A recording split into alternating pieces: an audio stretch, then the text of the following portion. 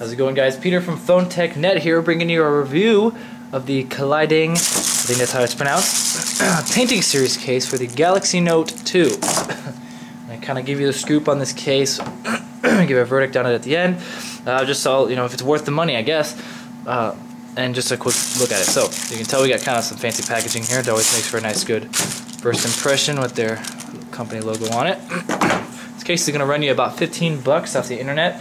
Got it off of a seller on eBay. They have their store and whatnot. $15 free shipping, very fast shipping too, might I add. It came from the time I ordered it to the time I got it at my house. It was less than 72 hours, which I'd say is rather impressive considering it was only 15 bucks and it was free shipping. I actually was able to get it for free due to some rewards I had off eBay. So enough of that. Let's get to the case itself. This is a case for the Galaxy Note 2, obviously. Part of what Kalaideng calls their painting series. I don't know if there's a particular reason besides the fact that it has bold colors. And that's kind of what attracted my attention to it. Bold is kind of the big thing now. You see a lot of people with very bright shoes or bright shirts or even pants even. You'll see some of that. So I'm going to open it from the bottom here. So it comes with a little wrist strap or whatever you want to call this.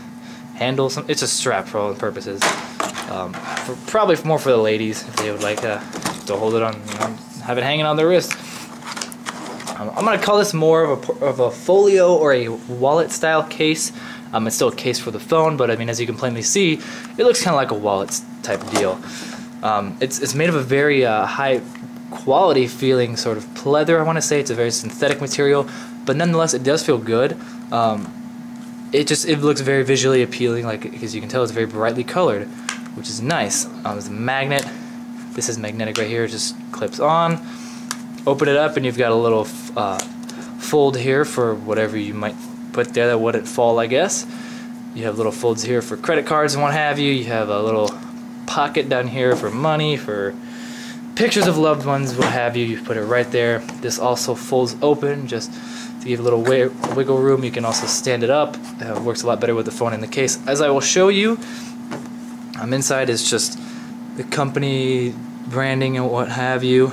Be the most considerate accessory brand. Quality, innovation, service. Amazing every day. That's what this little text down here says. So, we're going to put our big honker of a phone in here. Galaxy Note 2, running on Verizon, as you can plainly see. And I'm not going to get into the whole logo deal because people are going to get all mad, and that's not what the purpose of this video is for. It's simply to show this case. There will be a review of the phone itself in the coming days. Folds over quite nicely. It doesn't add, it definitely adds bulk, but you have the phone itself, which is already kind of big. If you wear tight pants, you're probably not going to fit it in your pants very well. Pants, jeans, particularly skinny jeans. But like I said, it is nice. Women could use it as a clutch if you get this little clip on it, and you can just put a couple of your personal bits of information in those little folds that I showed you earlier. Let's see how many Peters does it take to get this clip on. There you go. Clips on very well. Put it on your wrist. Like I said, that's going to be more for the ladies. From a guy's perspective, it's just not going to be the manliest case around, but it does look somewhat professional. If you're in a business setting, it won't look too bad, I've got to say. I have a very business-like job. I dress up, shirt and slacks, vest, depending on the day, what you want to wear. Well, I can't seem to take this off with one hand right now, so we're going to ignore it.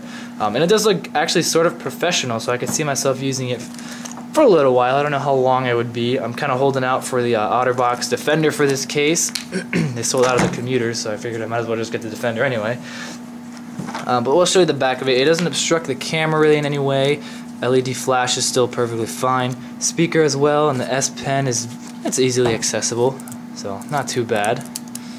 All in all, in the case, like I said earlier, it feels like a high quality material case, which is saying a lot considering it was just 15 bucks. I've got to give kudos to Kalaideng or whatever the heck, however you pronounce that. If anybody knows how, please do help me. I'm just hell bent on getting this clip off, but it's not going to happen right now. You got the little Kalaideng branding on the metal here. I'll show you a little fold over. Oh, looks like I opened up maps of the stand feature. It's pretty much a standard little ability to fold over, and then this will clip onto the back via magnet. The one thing I did note with this case, and I have a feeling it's going to be the situation for all of these cases like this. By the way, you probably already know this, but this flickering is completely because of my camera. It is not the screen. My screen is perfectly clear. So let's just go into, I don't know, let's just make a quick text. I'm using the SwiftKey Flow beta right now. So let's say, hi, how are you? Not how age you. How are you? Question mark. Now, if this was doing what it was doing earlier to myself, if I try to hit that send button with my S Pen, it's not going to work. And it kind of, sort of is. See? And what I think is because of this magnet back here, because once I take it off, I'm able to hit it just fine. So, this has a magnet built into this part right here, so you can see the little indent from it. I have a feeling that's what it is, and I don't know if that's the healthiest thing for the phone. You've probably heard, magnets are not very good for phones.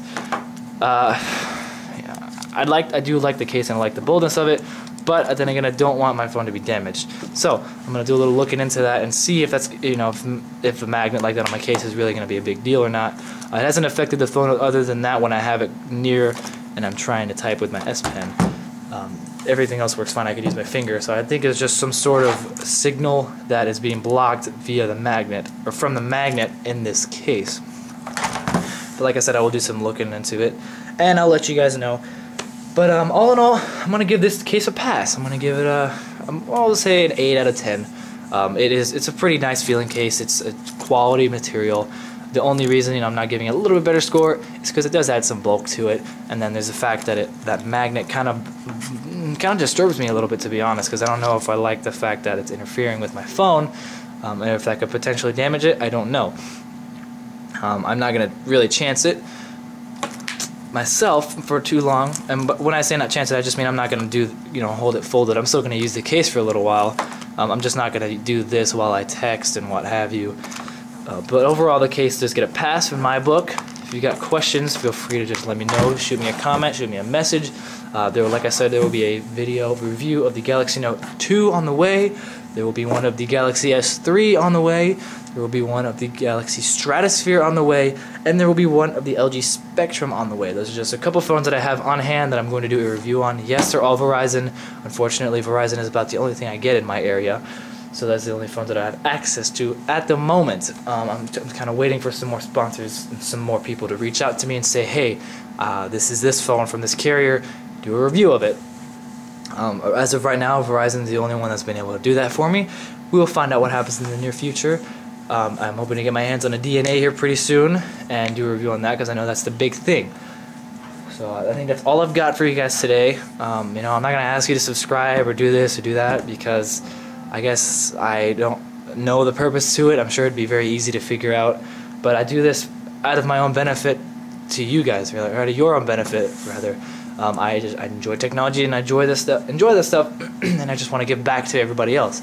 I feel I spend a lot of time learning about phones and what have you, and I just enjoy teaching people about them, and I enjoy enlightening people, really just sharing my knowledge, because I have such a passion for it. So if you got anything you want me to take a look into, please let me know. As soon as the OtterBox Defender comes out for the Note 2, I'll have that. I'll do a review of it. Kind of excited for that, seeing as OtterBox is kind of the big thing when it comes to cases.